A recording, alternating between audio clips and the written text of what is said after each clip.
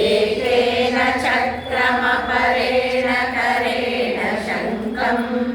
अन्येन सिन्धुतनयामवलम्ब्य तिष्ठन् वामेतरेण वरदाभयपद्मचिह्नं लक्ष्मीनृसिंह मम देहि करावलम्बम् अन्धस्य मे वृतविवेकमहाधनस्य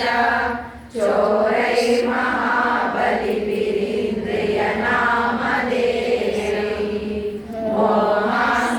मोहान्धकारकुहरे विनिपातितस्य